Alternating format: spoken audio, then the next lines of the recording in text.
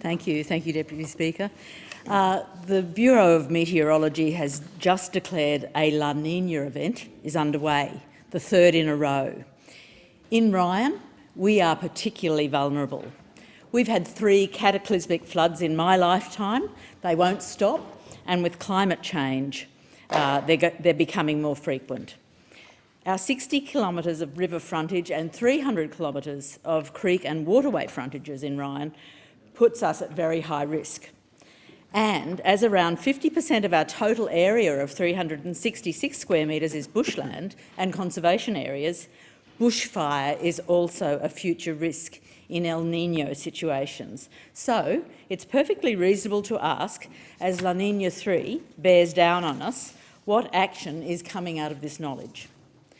Natural Hazards Research Australia Chief Executive Andrew Gissing says, and I quote, "It's a really good idea to sit down with your family members or your employees and figure out what you're going to do. Okay, is it entirely up to our frightened, exhausted community? It can't be. So where's the government plan? Where's the funding?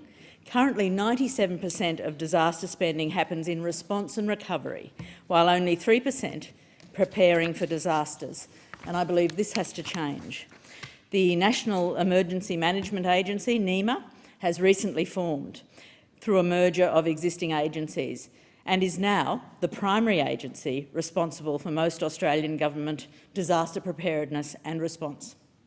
The head of NEMA, former New South Wales Fire Chief Greg Mullins, who's now with Emergency Leaders for Climate Action, says we need change. A shift from responding to disasters to actually preparing for them, and I agree. But my community in Ryan is sceptical that the full scale of what we need to be prepared for the disasters to come has actually been understood. The money is there for a full disaster preparedness plan. It's about priorities. The Labor government is about to spend over $100 billion on nuclear submarines from the US. The government's new Disaster Ready Fund, on the other hand, only $200 million a year. And what we need right now is an action plan, I believe, coordinated, detailed, well-funded and localised. An action plan to deal with the immediate, like escape infrastructure, rescue capacity, emergency support, housing, food, etc.